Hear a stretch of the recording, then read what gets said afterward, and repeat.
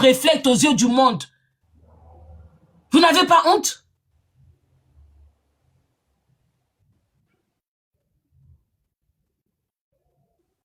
Hein? Je sais pas. Vous n'avez pas des collègues? Moi, mon collègue ivoirien, dans mon travail, ayo la sanga vidéo. Parce que tous les jours, on a commis la moussala nazaka mawa mawa. Abi nanga pourquoi ngabi, ah, mais toi, tu regardes pas les réseaux sociaux ou quoi? Hein? Abi, ah non, par rapport à ceux qui, abi nanga, mais non, attends. Azu vidéo, mon conseil n'a pas vidéo à moutounine, oh, la kisinga bobakara, mama kongo keto.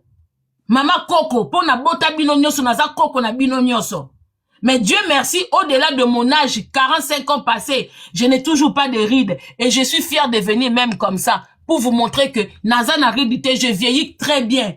Nazo vieillir en bonne santé, visage na me koité, tout ça, par rapport à batusous, naza mukolo na bango, mais pembe ni bweba koyate bilonge se ko e ni. Mais à la kisinga image ya batu. Ngana lobi, oh, toi aussi tu suis ça? Abi, bah oui, je regarde, mais je comprends pas. Hein? Donc, obi que na image wana la kisinga ngamona seki.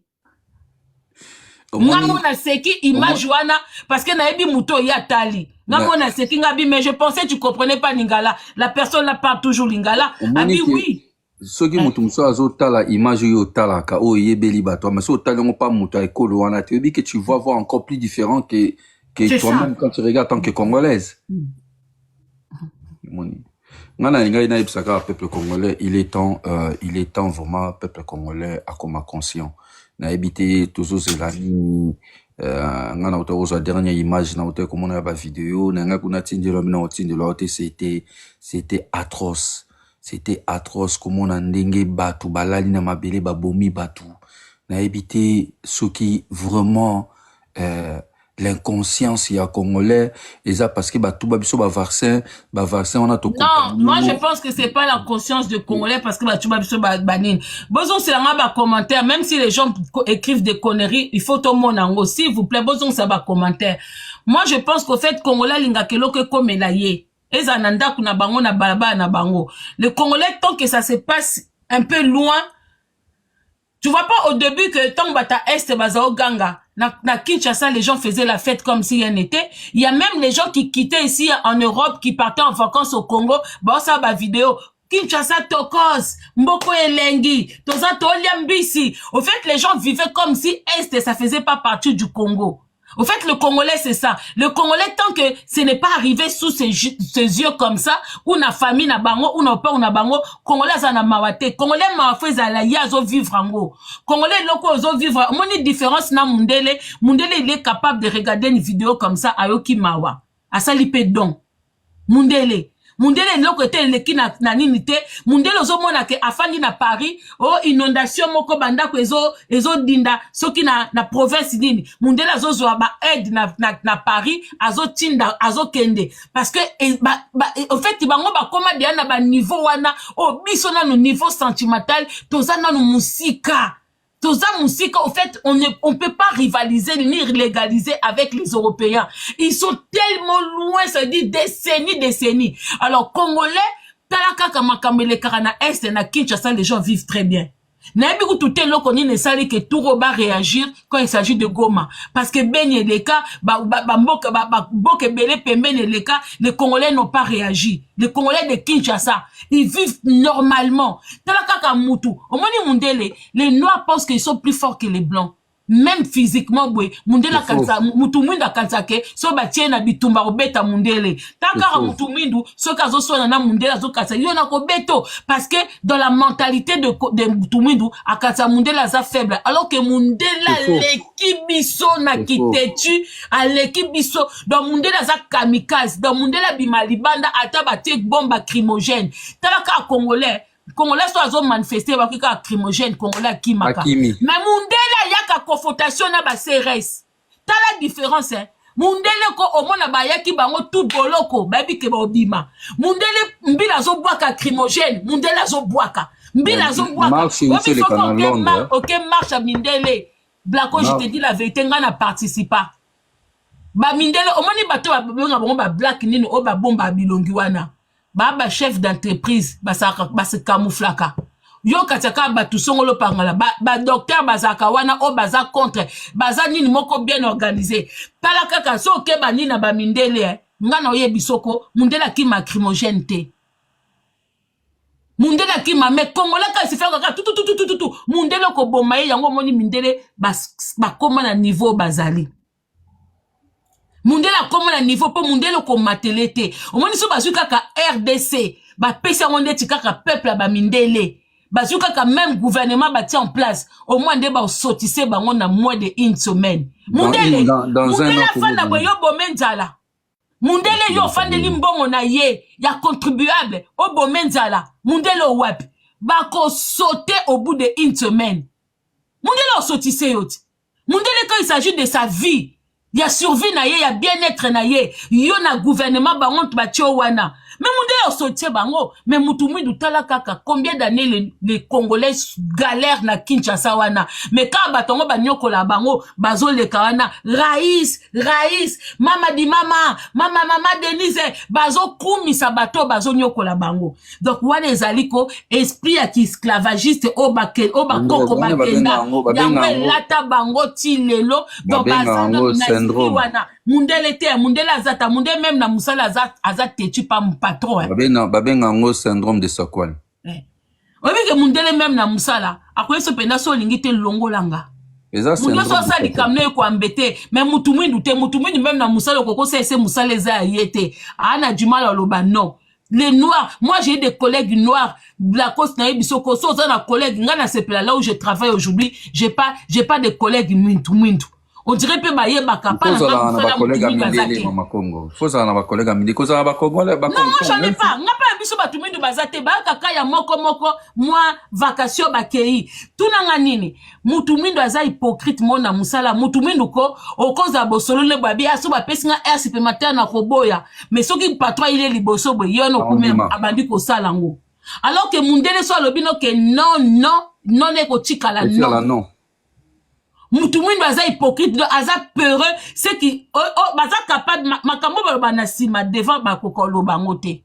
Kande basala abiso ao, bazwa batu malamu, bakomisa bango batu mabe bakoma batu malamu. C'est ça qu'ils font. Mutumwindu aza loku, mutumwindu amon apenda Raïs. Taka Macron a mutabete mbata pa. Babwa kele farine. Mais na Congo, au moins appena que président moko akoti na kibokonji, akomi riche mbala moko, autaki na chômage, ba moko na chômage. Et puis azo fana ndako moi si habite ne ba futa ata loyer te, ye moko alobango na émission que j'habitais chez ma femme, je travaillais pas. Donc il était nourri logé.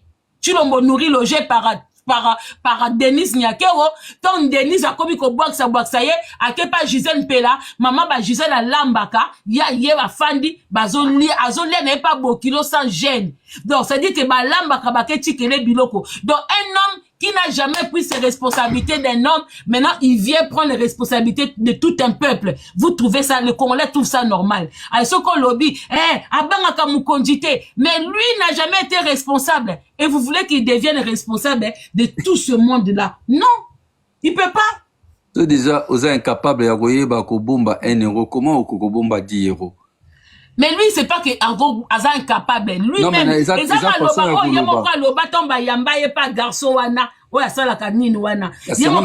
il a habité chez sa femme. Et ça façon Roloba, ceux qui atikala jamais ko gérer famille. Ceux qui l'ingénieur qui ne ko gérer 120 millions, plus de 2 millions de mètres carrés à Mboka. Papa Blacos. Maître Blacos. Ouais. Quelqu'un qu'on a mis la mère de ses enfants hors du pays.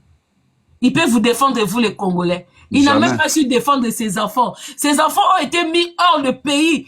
Donc, c'est-à-dire, dénigrement, donc, la honte de ça. Bazo filmé, moi, na mukondi. Moi, na mukondi, mi balai, avec des nattes sur la tête comme ça. Ba filmé, ba bengani biso, ba bengani, moutazo président du pays, ba bengani banane.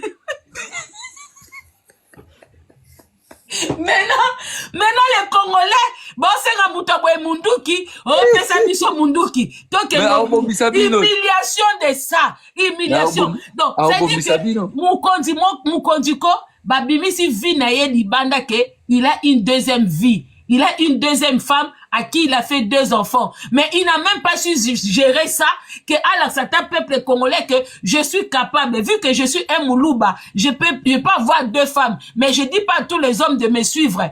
Mais, na géré yango, nte yeba benga na mwasi, belle sœur na ependa osa la vidéo, botala bana mukondi, ndenge ba benga na biso, botala. Un homme comme ça, bo senge munduki. Tala niveau peuple congolais, ce qu'on moutoua boye. Oyaza incapable déjà de gérer 2 femmes. Basi oyaza mobile, a comme il peut président. A koko ba pe ça non. A koko zo ba décision te. Bon on a vu.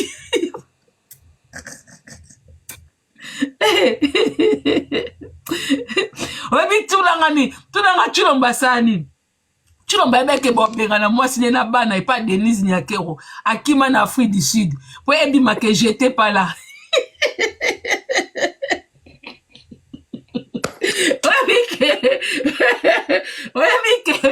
Akima azalete akenda Afrique du Sud. Pour ebi ma que quand on l'a mis dehors, moi j'étais pas là. Mais un président en Afrique du Sud, tu es au courant de ce qui se passe. Avion on est décollé de un aéroport ndenini na bana nona kati. Humiliation ya bongo. Siko moi si maman ya bango wa tia choko, wa beta tonga choko na kimukolo. Veuve joyeuse ya malate. Aye, oh mobali o ya trop pas moi cité. Abamba Chilombo libanga. Donc maman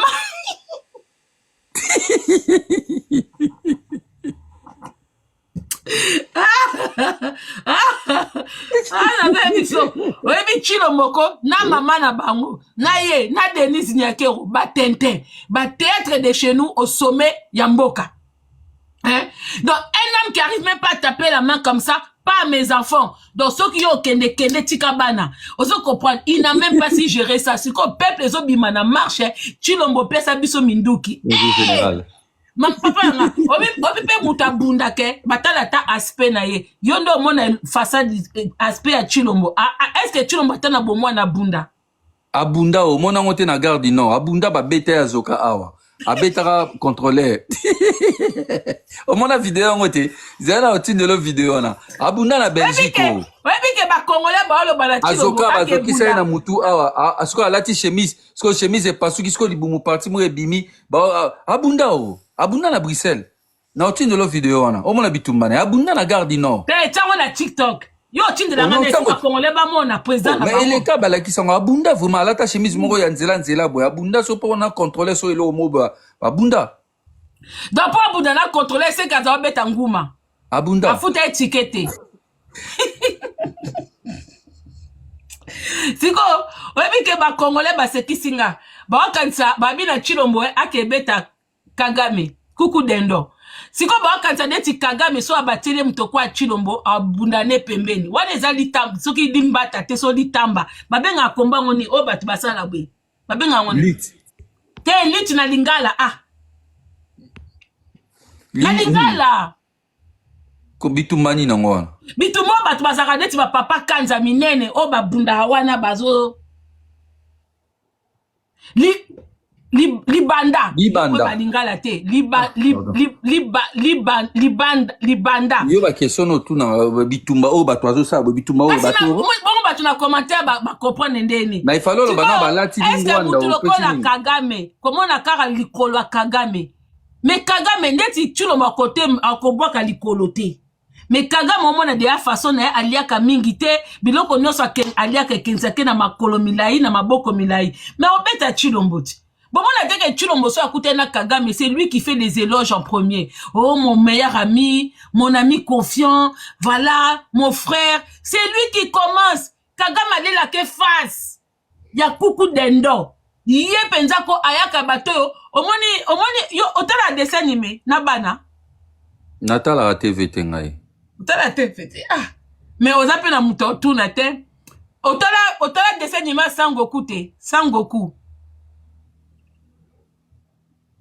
Sangoku oui Sangoku natala est-ce qu'on s'entend dessin animé Sangoku omoni nyama mo azaka rose boy azaneti kizengi amunene rose boy aloba pamba azaka kizengi neti kizengi boy omona nyama ngote pardon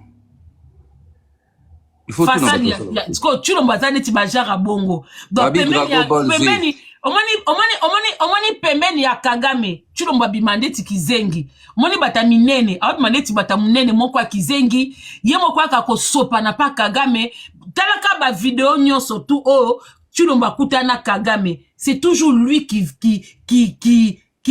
lance les éloges hein babi comment on a boubou voilà Boubou kuta mwa makasi mais siko ya chulombo ya pete nango deti ya bouboucien boubou siko ya mwa pete chulombo siko tanga kenda face à Kagame mon frère oni kuta chikata donc Kagame bimana aspect moko kanda moko oyebi Kagame fait Mobutu à l'envie pour Kagame modèle obi même Kagame obi fa bazota aspect ya kingakati ba pesa ta obi mama Congo obi ke lelo soki Kagame azaki président Congo na biso ngeza boyete na ndinga za ko signer éléphant tala so ozi carte kaka ya Congo tiango pembe na carte ya Rwanda oza impression comme si Rwanda ezaka localité moko ya muke na kati ya Congo. Imaginez siko que Kagame azalaki président ya Congo. Oyebi na minute on est tonga tozala maman na ngai. Tonga tozala bato instruire. Mais le problème c'est que non, faut pas dire ça. On dit le problème c'est que Kagame, oui, mais le problème c'est que Kagame il a eu ce courage là parce qu'il n'est pas tout seul non plus. Il est mais oui, mais toyebi bien que ba président nyoso Afrique bazala ba marionnette. Non biso sikoyo, au fait en dehors de Mobutu, on n'a pas encore eu un président charismatique au fait. Na moi eloko moni ba président ezake moni Mobutu il avait ses défauts. On dit pas que Mobutu c'était le meilleur. Non, il a fait beaucoup d'erreurs, il avait ses défauts, mais le charisme que Mobutu avait aujourd'hui pour Mobutu ça ba congolais. C'est Mobutu qui a fait que Congolais a moins aspect, na moins courage vis-à-vis na Batu. Que Congolais a moins fierté moi soit que na mboka mobwe yoloba que je suis Zaïrois. Tu vois à l'époque on était des Zaïrois. On était fiers de dire qu'on était des Zaïrois. Aujourd'hui on n'a même plus la fierté de dire qu'on est Congolais. Moni wana Congolais o bazongi sabiso ata tozaka ngo kala to perda ngo déjà to yebi susute mais le mot Zaïre ezaki na aspect mo na charisme moko ozomona pima ke koloba ke oui je suis zaïroise ezako kende lelo yo tongo bakoza congolaise il faut bando préciser de quel Congo déjà c'est énervant donc tongo ba Congo il faut nous préciser Kinshasa parce que tu vas comment kolata biso mutu suso mona ana ba réseaux sociaux na ba TikTok ayo ça la live azo ba lingala azo bia makam na biso mais tu rende bazala bango ya bisote donc il faut préciser que Congo Kinshasa siko pourquoi ozo mona que charisme wana déjà Mobutu azali nango lelo oyo même Chilombo il n'arrive même pas à donner de courage aux Congolais Chilombo même lui-même azana charisme tant que président, yemorona nous côté couple na ye côté ndaku zéro, moi si na ma solo ezanga tina na téléphone et bima, côté yo bana ba bengana, donc ozomona, ça dit que ozui bana oyo boti, yena Denise babotate. Pour votre information pour les gens qui sont pas au courant, Denise et Chilombo n'ont pas eu d'enfants. Ce n'est pas non plus un problème parce que ba lingana oya bota basangisi bana. Mais le problème c'est que une femme à qui tu as fait des enfants aux yeux du monde comme ça, tu abandonnes la femme, tu abandonnes les enfants, au lieu de montrer que non, j'étais dans cette situation avant de devenir président. On va pas te juger, parce que Azaki na situation ya basi wana mi balé avant comme ma président. Maintenant que tu es devenu président, il doit savoir faire les choses. Mais ya tika ba imilia banana ye. C'est-à-dire que na Denise, il n'y a pas d'enfant. Maintenant moi si wana Gisèle, ils ont 2 enfants. Mais tu as préféré que aux yeux du monde. Obi biloko wana c'est parce que c'est au Congo hein. Ba biloko bongo il est kala ba pays lokola ba pays européen ou ba pays Amérique que président moko boye bana ba mbimi na miso abatu même Mitterrand il a pas fait ça hein. Mitterrand en plein qui m'a conduit ba ko découvrir que abota pembeni mais il a tout fait pour soigner ça a soigner yango bimisa yango propre ala kisa penda image que bana na ena bana ya likangu na bano na mwana ya boti pembeni basala image moi sina ndaku Blacos on a bano histoire vraie je pense que le prince de Monaco le prince de Monaco avec la famille denga kitoko Prince ya Monaco na Camerounaise wana pe ndenge voilà mais il a même pas su président moko azanga charisme président moko ba vidéo nyonso to kolia fufu banda kotala ba président nyonso to otozwa ba image Mobutu aussi il y a des images to mona Mobutu osala anniversaire azobina na mama Bobi mais zwa ba vidéo nyonso ya Chilombo o mona kaka kolia na eta oya zwili mboka. Comment ba vidéo loka koliaka o répondaka na ba feti nyonso okenda mikolo a voyagé te avion comme kilo non autant aux dernier voyage ni en autour en Afrique du Sud donc bataka banda zongi des négociations na évité négociation déjà avion wa négociation négociation ya nini kasa ok no sola su na atinde ministre atindi ministre négociation nini atinde ministre mikolo na azui avion te mais négociation ya nini kasi atinde ministre ke négocier na Kagame ti asenga isusu négociation ti oyokite oyebite négociation na bango ezani ke Kagame asenga pardon ninga utu boma batu na Goma na yebite atinde ministre ne kunati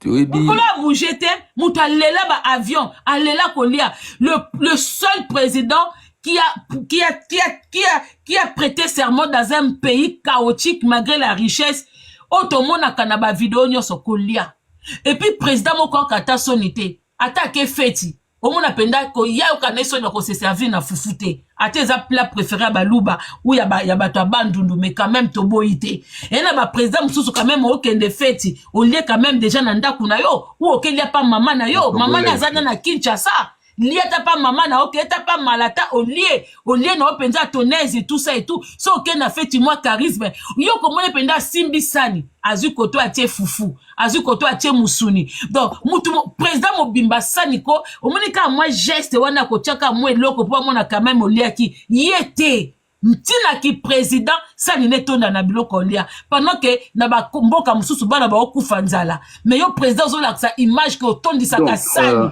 ce qui te landi na logique Chilombo azana ye président oyo ayaki na ye ka ko réaliser rêve na ye ya bomwana oui de batuna ki question alobi ke ye amoni ba président nyonso déjà ya monde donc soka ke ya moni yo akamo John Biden na mona ko na livre aki Poutine en fait il est un peu comme un gamin en fait, dans sa vie, il n'avait plus d'espoir. En fait, il croyait pas qu'un jour il pouvait, parce que son père, ce soi-disant père, il a tellement espéré avoir cette place du président qu'il n'a pas eu. Et lui, quand il est arrivé là, donc ça veut dire que maintenant, il réalise ses rêves d'acheter tous les vêtements qu'il avait envie à l'époque, qu'il n'arrivait pas à acheter, de rentrer dans le magasin comme ça, on ferme les portes, on ne sert que lui, d'arriver quelque part là où il y a des gardes du corps, là où tout le monde l'attire révérence sur lui. Donc, au fait, il est en train de réaliser ses rêves, il n'en a rien à foutre des Congolais. Et il sait que peut-être au bout de 2-3 mandats comme ça, là, ils vont le dégager. Au moins, il a déjà tout fait. Le rêve d'envoyer ses enfants aller fêter leurs anniversaires à Dubaï, inviter des potes, réserver toute une boîte pour eux-mêmes. Donc, Ezaba rêve naïe, il est en train de faire. Le reste, ça le regarde pas. Voilà. Que moi, si naïe, vu que pendant longtemps, Denise a pris soin de lui, c'est Denise qui pour entretenir rien. Maintenant aussi, lui, il est arrivé à une place là où maintenant il peut rendre à Denise tout ce que Denise a fait pour lui. Donc, Abandi Kosombelaye, Basaka Hermès, donc lui donner plus. Voilà, c'est tout ce que lui, il espérait. Voilà. Il ramène sa bande d'amis de la Belgique qui, voilà, venez, je suis président. Il y a le champagne qui coule à gogo. Voilà, c'est tout ça là. Et nous, les Congolais, on est là, Fatu béton comme des idiots. C'est un peu ça. Nana question mon na tout non depuis na tongo na zaki opportunité on a été parce que tant au ben na zela bon j'avais des trucs à faire na kendaki. Si aujourd'hui il y a un troisième personnage Abimi na katsa makambo oyo qui est ni pro Nanga ni pro Tshisekedi, est-ce que vous soutenir? Non. Oui, Azana Barwandais, Aza vraiment vrai patriote. Est-ce que vous soutenir? Non. Pourquoi? Moi, je ne soutiens pas les individus. je soutiens le peuple, je soutiens le bien-être du peuple. Mais quand il y a bimi pour un peuple, oui, ça veut dire qu'une personne qui vient d'arriver, je sais pas comment ça va se dérouler. Je peux pas lui porter mon soutien tout de suite quand je connais pas. C'est l'erreur que les Congolais ont fait. Les Congolais ont soutenu directement. Si c'est quand il y a le vote, hein, on peut se dire bon, on vote telle personne par rapport à son programme et puis on va voir comment ça va se dérouler. S'il fait bien les choses, on le vote une deuxième fois. S'il fait pas bien les choses, on vote une autre personne. Mais nous, dans notre pays, c'est pas le cas. On est d'abord dans un pays chaotique où il y a aucun président qui va prendre la place par le vote. Parce que le vote dans notre pays, c'est impossible. Il y a que la tricherie. On a le troisième personnage, Aye. Oui, mais non, vu que je suis, comme si je connais pas la personne, je vais pas lui porter mon soutien. Moi, mon soutien viendra que si je vois les choses, comment ça se réalise. Parce que on a eu l'erreur de donner notre soutien à Tshilombo, croyant que c'est le fils du pays, il allait bien faire les choses. Voilà le résultat. On se sert de lui justement pour mieux nous attaquer. Tshilombo, on l'a pas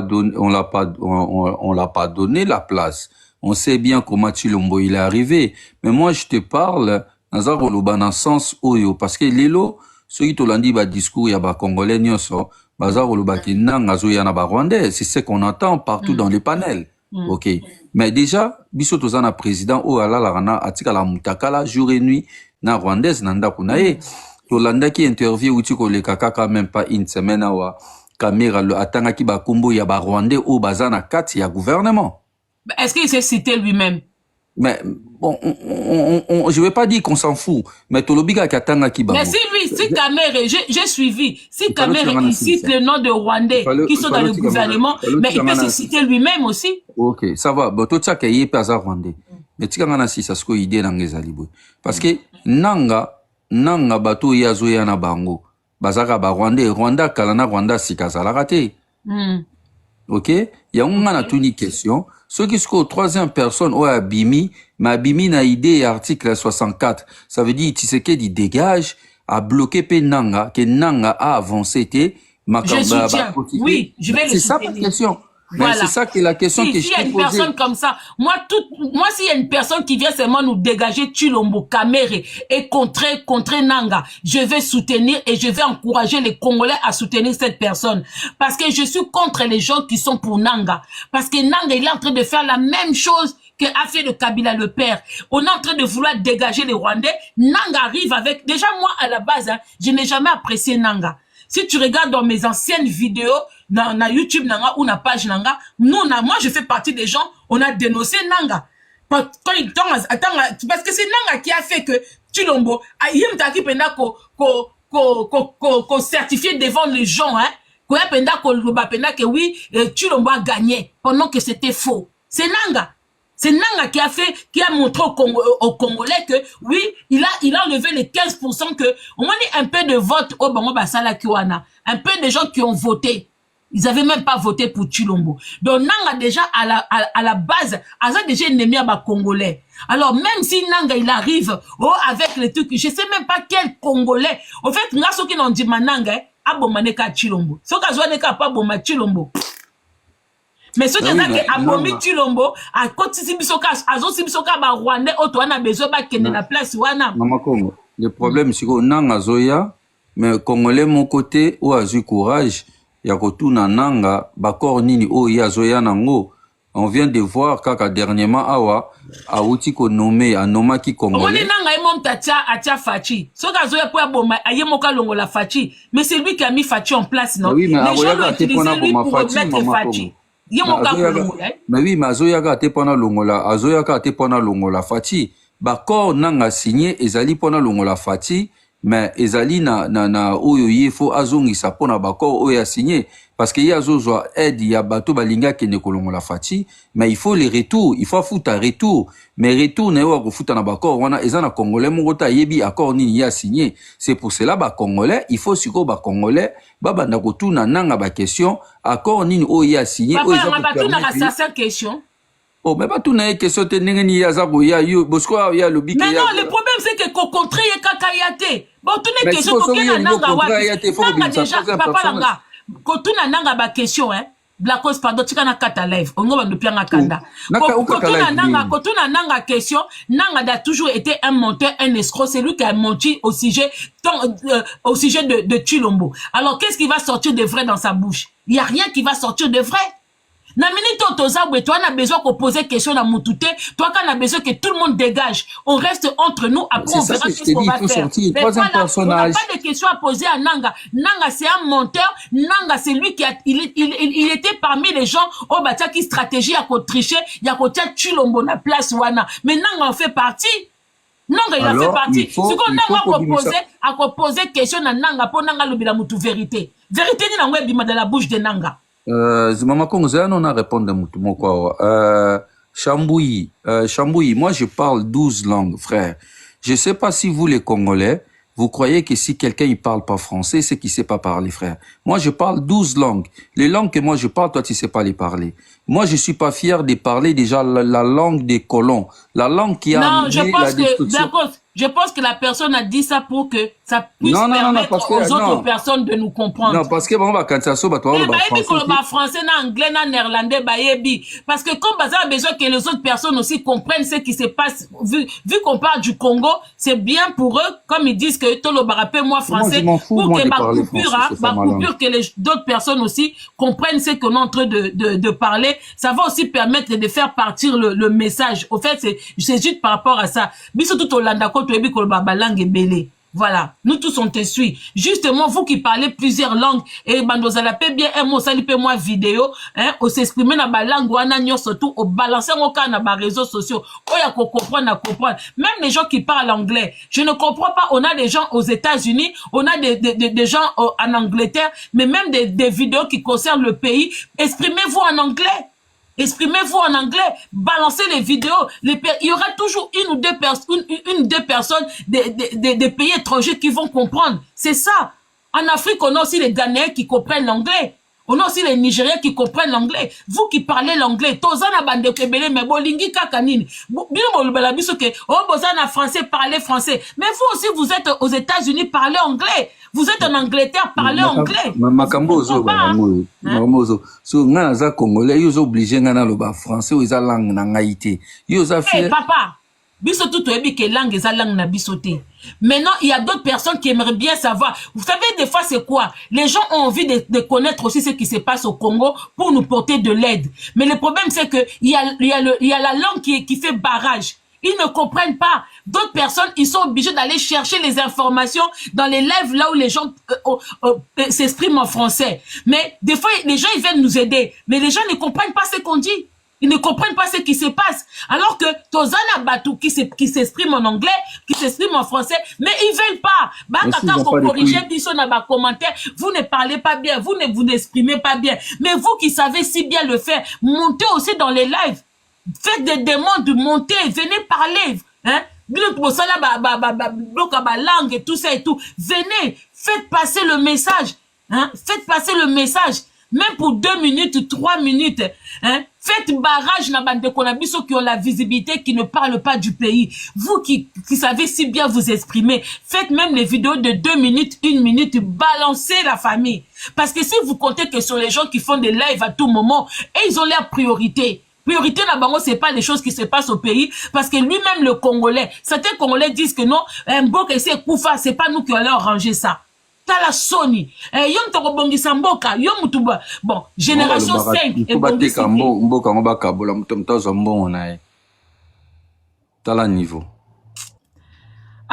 Blacos to zwaka mutu moto tika na to kita na biso nga pesi na lembi na est-ce qu'il y a qui déjà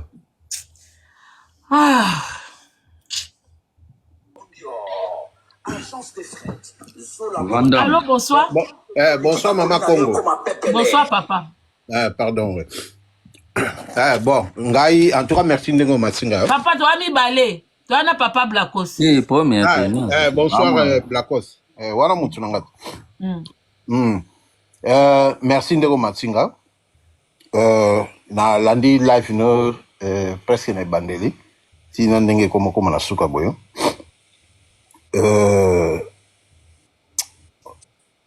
Et toucher nga makasi live na yo. Vous comprenez?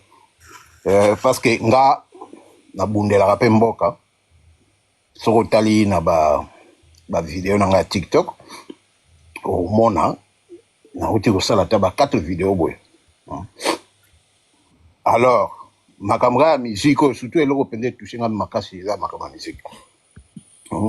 Que congolais alingi na ega musique mais problème ozo le kana mboka na biso donc batu balingi penza komi pesa na likamango te.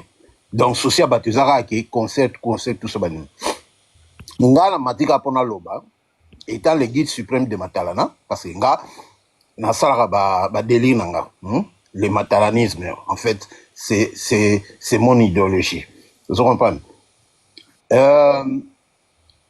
Na somba ki billet ya concert ya Mopao oyo azobeta samedi prochain awa epana biso na Londres, c'est-à-dire ezali Saint-Valentin, spécial Saint-Valentin. Na somba billet nanga VIP pour assister na concert wana, mais koyoka yo ndenge olobi nanga moko na komba onga na zosala na monike nga so na ke concert wana de eza lokola que nga pe nazo contribuer ou bien nazo soutenir bato wana mibale, donc Félix na Nanga. Vous comprenez?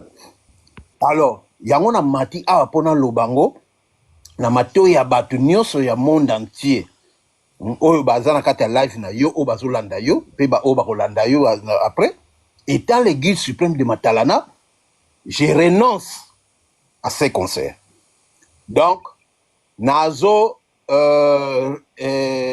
retourner ticket na bango bazong selanga mbongo nanga na sombaki, donc na kokende susu concert wana te. Donc c'est pour montrer l'exemple ndena loba toujours que non étant le guide suprême de Matalana, donc na mati sous na eko pesa exemple oyo batu il faut ba suivre. Mutoyo nyonso asombaki billet ya concert ya Mopao awa na Londres pour un spécial concert Saint-Valentin, alors bon retourner ba ticket wana bandeko nanga to fana bandako. To fana pena bandako parce que concert et olega nango mais mboka et olega jamais. Vous comprenez? Nagoloba. Hein? Nagoloba 2 secondes. Bon. Nagoloba d'abord premièrement félicitations. Toko